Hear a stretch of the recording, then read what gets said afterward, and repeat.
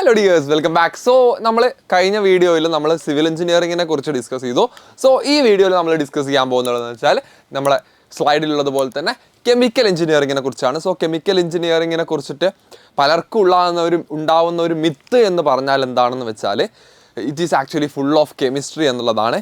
Honestly speaking കെമിസ്ട്രിയേക്കാൾ ഇതിലുള്ളത് എന്ന് വെച്ചാൽ ഫിസിക്സും മാത്തമാറ്റിക്സും ആണ്. ഫിസിക്സിലെ ഫ്ലൂയിഡ്സും മറ്റൊക്കെ ആയിട്ടുള്ള ഒരുപാട് ഏരിയാസ് അധികമായിട്ട് കടന്നു വരുന്ന ഒരു ബ്രാഞ്ചാണ് ആക്ച്വലി നമ്മുടെ കെമിക്കൽ എഞ്ചിനീയറിംഗ് എന്ന് പറയുന്നത്. 20% താഴെ മാത്രമേ കെമിസ്ട്രി ഉള്ളൂ. അത് മാത്രമല്ല, കെമിസ്ട്രിയോടൊപ്പം തന്നെ നമ്മുടെ ബയോടെക്നോളജി എന്ന് പറയുന്ന കാര്യങ്ങളൊക്കെ അത്യാവശ്യം വരുന്ന ഒരു ബ്രാഞ്ചും കൂടിയാണ് ആക്ച്വലി കെമിക്കൽ എഞ്ചിനീയറിംഗ് എന്ന് പറയുന്നത്. സോ കെമിക്കൽ എഞ്ചിനീയറിംഗിൽ ഞാൻ ഇന്ന് ഡിസ്കസ് ചെയ്യാൻ പോകുന്നതെന്ന് വെച്ചാൽ അതിൻ്റെ സ്കോപ്സിനെ കുറിച്ച്, അതായത് വാട്ട് ഈസ് കെമിക്കൽ എഞ്ചിനീയറിംഗ് എന്നും അതോടൊപ്പം തന്നെ എവിടെയൊക്കെയാണ് അവർ വർക്ക് ചെയ്യുക, then how to became a good chemical engineer and premium ഇൻസ്റ്റിറ്റ്യൂട്ടുകൾ ഏതൊക്കെ, അതിനുശേഷം നമുക്ക് ബിടെക്കിന് ശേഷം പഠിക്കാൻ വരുന്ന പ്രീമിയം ഇൻസ്റ്റിറ്റ്യൂട്ടുകൾ ഏതൊക്കെ എന്നുള്ളതും കൂടിയാണ് ഇതിലൂടെ ഡിസ്കസ് ചെയ്യാൻ ഉദ്ദേശിക്കുന്നത്. സോ വീഡിയോയിലേക്ക് കടക്കുകയാണെങ്കിൽ, first of all what is chemical engineering എന്ന് ചോദിച്ചാൽ അതിന് പറയാനുള്ള ഉത്തരം എന്ന് വെച്ചാൽ നമ്മുടെ കെമിസ്ട്രി, ഫിസിക്സ്, മാത്തമാറ്റിക്സ്, അതോടൊപ്പം തന്നെ ബയോളജിയും കൂടെ ടു ഡിസൈൻ ഡെവലപ്പ് ചെയ്യാൻ, അതോടൊപ്പം തന്നെ ഓപ്പറേറ്റ് ചെയ്യാൻ, the process to transform raw മെറ്റീരിയലുകളുടെ ഒരു വാല്യൂബിൾ പ്രൊഡക്റ്റുകളാക്കി മാറ്റുക എന്നുള്ളതാണ് ആക്ച്വലി ഈ നമ്മുടെ ഫിസിക്സ്, കെമിസ്ട്രി, മാത്തമാറ്റിക്സ്, ബയോളജി ഉപയോഗിച്ചുകൊണ്ട് അതിനെ വാല്യൂബിൾ പ്രൊഡക്റ്റുകളാക്കി മാറ്റുക. അത് മുതൽ നമ്മുടെ ഫാർമസ്യൂട്ടിക്കൽസും ഫ്യൂവൽസും മുതൽ polymers, foods and semi conductors. അതായത് നമുക്കിപ്പോൾ അറിയാം, അതായത് നമ്മുടെ AI സാധനങ്ങളൊക്കെ വളരെ ആക്റ്റീവ് ആയതുകൊണ്ട് തന്നെ നമുക്ക് ചിപ്സും സാധനങ്ങളും സെമി കണ്ടക്ടേഴ്സും ഒക്കെ നമുക്ക് മാർക്കറ്റിൽ ഭയങ്കരമായിട്ടുള്ള ഡിമാൻഡും സാധനങ്ങളൊക്കെ ജനറേറ്റ് ചെയ്തുകൊണ്ടിരിക്കുന്ന അവസ്ഥയാണ് ഇപ്പോൾ. നമുക്കറിയാം, ഇപ്പോൾ ഓപ്പൺ AI എന്ന് പറയുന്ന കമ്പനിക്ക് നമുക്ക് ഏതാണ്ട് ഇനി നമ്മളൊരു ചിപ്പിന് വേണ്ടി അവരോട് ആവശ്യപ്പെടുകയാണെങ്കിൽ ഏതാണ്ട് 2030 ശേഷം മാത്രമേ അവർക്ക് തരാൻ പറ്റുള്ളൂ. അത്രയും ഓൾറെഡി ബുക്ക്ഡ് ആയി കഴിഞ്ഞു. അപ്പോൾ അത്രയും ഒരു ഡിമാൻഡിങ് ആയിട്ടുള്ള ഒരു ഫീൽഡാണ് ആക്ച്വലി ഈ സെമി കണ്ടക്ടർ ഇൻഡസ്ട്രി, അതോടൊപ്പം ചേർന്ന് കിടക്കുന്ന ചിപ്പ് ഇൻഡസ്ട്രി എന്നൊക്കെ പറയുന്നത്. സോ അങ്ങനെ ഒരു വേഴ്സറ്റൈൽ ഇൻഡസ്ട്രികൾ, അതായത് ഞാൻ പറഞ്ഞു നേരത്തെ നമ്മൾ നോക്കുമ്പോൾ ഫുഡും pharmaceuticals, food, then fuels, then semi conductors, അങ്ങനെ ടെക് മേഖല മുതൽ ഫുഡും ഫ്യൂവലും അങ്ങനെ എല്ലാ ഡൊമൈനുകളെയും ടച്ച് ചെയ്യുന്ന ഒരു വേഴ്സറ്റൈൽ ഫീൽഡാണ് നമ്മുടെ കെമിക്കൽ എഞ്ചിനീയറിംഗ് എന്ന് വേണമെങ്കിൽ നമുക്ക് പറയാം. ദെൻ അതിൽ ഉള്ള ഒരു ഡിഫറെൻറ്റ് ഡിപ്പാർട്ട്മെൻറ്റുകൾ ഏതൊക്കെയാണെന്ന് നോക്കുകയാണെങ്കിൽ അതിലും നമുക്ക് വേഴ്സറ്റാലിറ്റി കാണാൻ പറ്റും. Process engineering, design, optimisation of industrial പ്രോസസ്സുകളുടെ സാധനങ്ങളാണ് വരുന്നത്. ദെൻ പിന്നെ വരുന്നതാണ് പെട്രോളിയം ആൻഡ് എനർജി എന്ന് പറയുന്നത്. ആ എനർജിയിൽ റിഫൈനിങ് ഉണ്ട്, പെട്രോ കെമിക്കൽ ഉണ്ട്, ആൻഡ് റിന്യൂവബിൾ എനർജീസും ഉണ്ട്. ഇപ്പം ഈ പെട്രോളിയം ആൻഡ് എഞ്ചിനീയറിംഗ് എന്ന് പറയുമ്പോൾ നമുക്കൊക്കെ ഈ ഒരു ഓർമ്മയിൽ വരിക എന്ന് വെച്ചാൽ ഈ ഒരു petro chemical and oil and gas ആ ഒരു ഫീൽഡ് മാത്രമാണെന്നുള്ളതാണ്. ഒരിക്കലും അങ്ങനെയല്ല. ഇന്ന് ഏറ്റവും കൂടുതൽ ഡിമാൻഡിങ് ആയിട്ടുള്ള EV സെക്ടർ, അതായത് നമ്മുടെ ഇലക്ട്രിക് വെഹിക്കിളുകളുള്ള ബാറ്ററി മറ്റുമൊക്കെ ആയിട്ടുള്ളത്, ഇപ്പോൾ നമുക്ക് ഒരുപാട് പ്രശ്നങ്ങൾ അനുഭവിക്കുന്നുണ്ട്. കാരണം പലരും ഇപ്പോൾ EV എടുക്കാൻ ഭയപ്പെടുന്നതിൻ്റെ റീസൺ എന്ന് വെച്ചാൽ ഒന്ന് അതിൻ്റെ ബാറ്ററി സൈസ്, ബാറ്ററിയുടെ വാറൻറ്റി 5 വർഷം മാത്രമേ ഉള്ളൂ എന്നുള്ളത്, അല്ലെ 5-ൽ താഴെ വർഷങ്ങൾ മാത്രമേ ഉള്ളൂ എന്നുള്ളത്, പിന്നെ ബാറ്ററിയുടെ ചാർജിങ് ടൈം ഒരുപാട് കൂടുന്നു എന്നുള്ളത്. ഇതൊക്കെ ആക്ച്വലി റെക്ടിഫൈ ചെയ്യാനുള്ള രീതിക്ക് വർക്ക് ചെയ്യേണ്ട ആൾക്കാരാണ് ആക്ച്വലി കെമിക്കൽ എഞ്ചിനീയേഴ്സ് എന്ന് പറഞ്ഞാൽ. അവരുടെ ഐഡിയാസും സാധനങ്ങളൊക്കെ കൊണ്ട് എങ്ങനെ ഇത് എഫിഷ്യൻ്റ് ആക്കി മാറ്റാൻ പറ്റും, എങ്ങനെ സ്പീഡ് റേഞ്ച് കൂട്ടാൻ പറ്റും, ചാർജിങ്ങിൻ്റെ സ്പീഡ് എങ്ങനെ കൂട്ടാൻ പറ്റും, ആ രീതിക്കൊക്കെ ചിന്തിക്കേണ്ട ആൾക്കാർ നമ്മുടെ കെമിക്കൽ എഞ്ചിനീയേഴ്സാണ്. ദെൻ ദി ഫാർമസ്യൂട്ടിക്കൽ എഞ്ചിനീയറിംഗ്, ഇതിനെ പ്രത്യേകിച്ച് ഞാൻ പരിചയപ്പെടുത്തേണ്ടതുണ്ടാവില്ല. നമ്മൾ ഒരുപാട് നമുക്കൊരു രോഗങ്ങൾ വരുമ്പോഴും മറ്റുമൊക്കെ നമ്മൾ മരുന്നും സാധനങ്ങളൊക്കെ യൂസ് ചെയ്തതാണ്. സോ ആ ഫാർമസ്യൂട്ടിക്കൽസിൻ്റെ എഞ്ചിനീയറിംഗ് പാർട്ടിൽ, അതായത് കോൺസെപ്റ്റ് ആപ്ലിക്കേഷൻ ആ പാർട്ടിലേക്ക് വരുന്നത് എഞ്ചിനീയേഴ്സിൻ്റെ ജോലിയാണ്. Drug formulation, bio process and FDA compliance.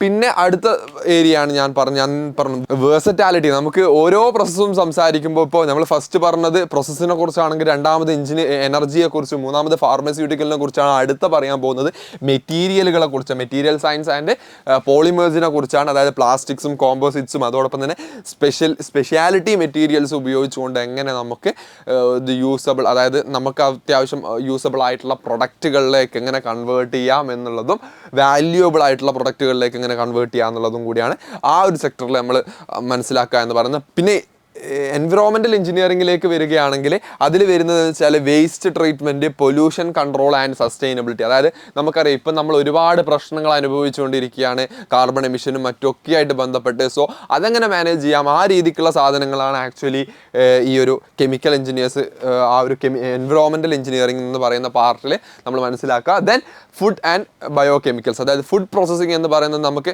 Make it easy എന്നൊക്കെ പറഞ്ഞാൽ ആ രീതിക്കുള്ള ഒരുപാട് ഫുഡ്, പ്രോസസ്ഡ് ആയിട്ടുള്ള ഫുഡുകൾ നമ്മൾ ഇന്ന് ഒരുപാട് ആ ഒരു മാർക്കറ്റ് ഈസ് ഹ്യൂജ്ലി ഗ്രോയിങ് എന്ന് വേണമെങ്കിൽ പറയാം.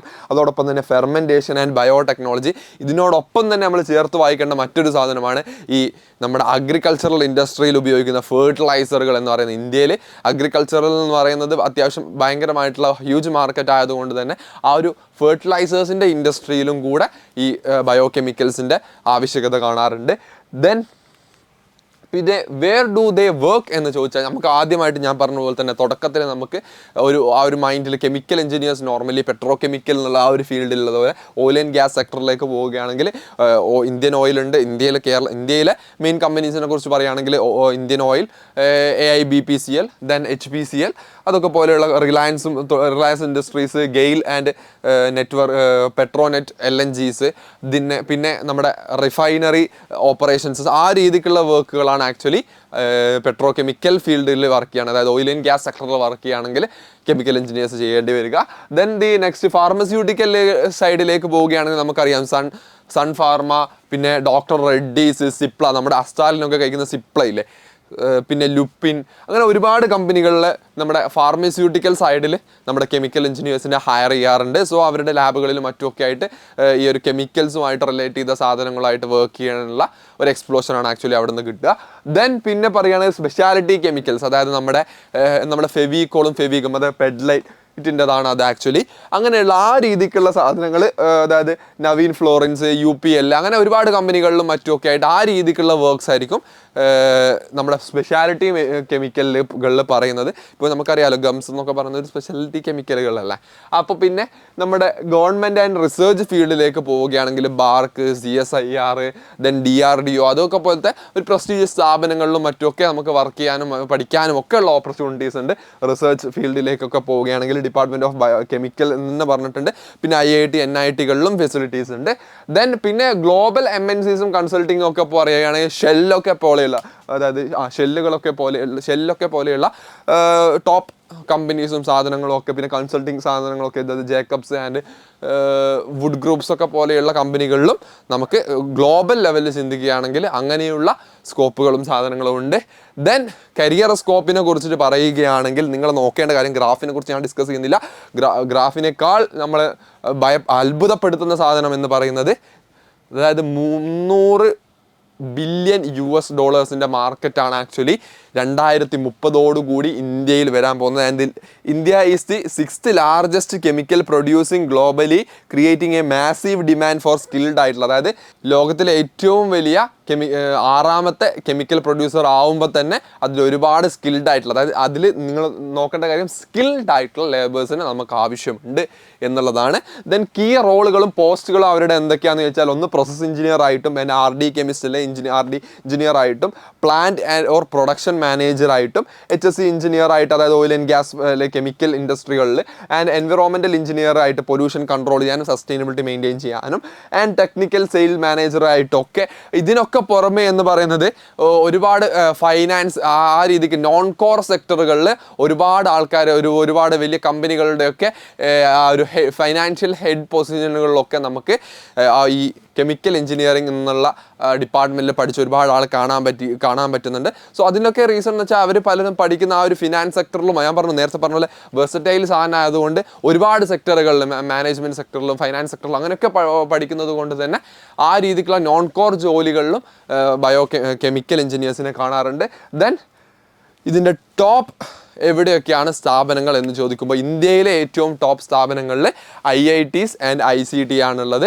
ICT എന്ന് പറയുന്നത് മുംബൈയിലും, ബാക്കിയുള്ള IIT-കളുമാണ് ടോപ്പ് ആയിട്ടുള്ള IIT-കൾ. ഏതൊക്കെ IIT-കളിലാണ് ഈ കോഴ്സ് ഉള്ളതെന്നും.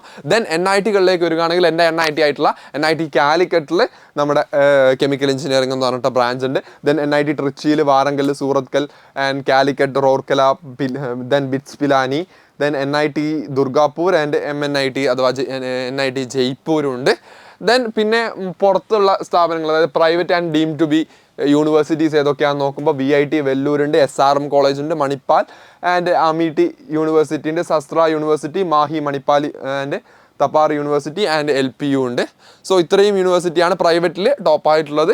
ദെൻ ഹയർ എഡ്യൂക്കേഷൻ പോസിബിലിറ്റിയെ കുറിച്ച് പറയുമ്പോൾ ഞാൻ നേരത്തെ പറഞ്ഞത്, അതായത് EV സെക്ടറിലേക്കും സെമി കണ്ടക്ടർ ഇൻഡസ്ട്രി സെക്ടറിലേക്കും പോവുകയാണെങ്കിൽ അത്യാവശ്യം നല്ല പാക്കേജും നല്ല രീതിക്കുള്ള ഗ്രോത്തും കിട്ടാൻ സാധ്യതയുള്ള ഒരു ഫീൽഡാണ് ആക്ച്വലി കെമിക്കൽ എഞ്ചിനീയറിംഗ് എന്ന് പറയുന്നത്. കാരണം ഭാവിയുടെ എനർജി എന്ന് പറയുന്നത് പലരും പറയാറുള്ളത് പോലെ ഹൈഡ്രജൻ ഫ്യൂലും അതോടൊപ്പം തന്നെ ഈ EV സെക്ടറിലേക്കും ആവുകയാണെങ്കിൽ ഇതിലേതാ സെക്ടർ എന്ന് നമുക്ക് പ്രൊഡിക്റ്റ് ചെയ്യാൻ ആക്ച്വലി പറ്റില്ല.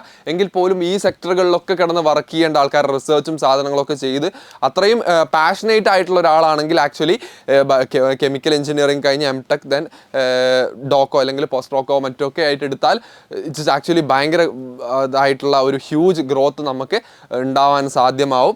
ദെൻ ഇന്ത്യയിൽ നമുക്ക് ഏതൊക്കെയാണ് ഹയർ സ്റ്റഡീസ് ഓപ്ഷൻസ് നോക്കുകയാണെങ്കിൽ MTech അഥവാ ME ഗേറ്റ് ത്രൂ നമുക്ക് IITകളിലേക്കും NITകളിലേക്കും എത്തിച്ചേരാൻ പറ്റും. ദെൻ MBA എടുത്താൽ നമുക്ക്, ഞാൻ നേരത്തെ പറഞ്ഞതുപോലെ IITs NITs പഠിച്ച ആൾക്കാർ കൂടുതലും ദെൻ MBA ആണ് എടുത്ത് കാണാറുള്ളത്, റിസർച്ച് ഇൻതൂസിയാസ്റ്റ് ഒഴികെ. ദെൻ അവരിലേക്ക് നമുക്ക് കാറ്റ് ചെയ്ത് നമുക്ക് IIMകളിലേക്ക് വേണമെങ്കിൽ എത്തിച്ചേരാൻ പറ്റും. ദെൻ PhD ഗേറ്റ് ത്രൂ തന്നെയാണ്, ഗേറ്റ് നെറ്റ്. പിന്നെ ഡിപ്ലോമ PG ഡിപ്ലോമയും എടുക്കാൻ പറ്റുന്ന കോഴ്സുകൾ ഇതിൽ ഓയിൽ ആൻഡ് ഗ്യാസിൽ സെപ്പറേറ്റ് ആയിട്ട് എടുക്കാം. ആ രീതിക്കൊക്കെ നമുക്ക് ഒരുപാട് സാധനങ്ങൾ എടുക്കാൻ പറ്റും. ദെൻ നമുക്ക് സ്റ്റഡി അബ്രോഡാണ്, അതായത് നമ്മൾ ഇന്ത്യയുടെ പുറത്തേക്ക് പോവുകയാണെങ്കിൽ ഏതൊക്കെ, അതായത് US നമുക്ക് MITകളുണ്ട്, അതല്ലാതെ ടെക്സാസ് യൂണിവേഴ്സിറ്റികളുണ്ട്, അതോടൊപ്പം ജോർജിയ ടെക്സ് ഉണ്ട്. ദെൻ UK പോവുകയാണെങ്കിൽ UCL and university of Manchester ഒക്കെ പോലത്തെ പ്രീമിയർ സ്ഥാപനങ്ങളുണ്ട്. ദെൻ ജർമ്മനിയിലേക്ക് പോവുകയാണെങ്കിൽ TU മ്യൂണിച്ച് ആൻഡ് KIT ഒക്കെ ഉണ്ട്.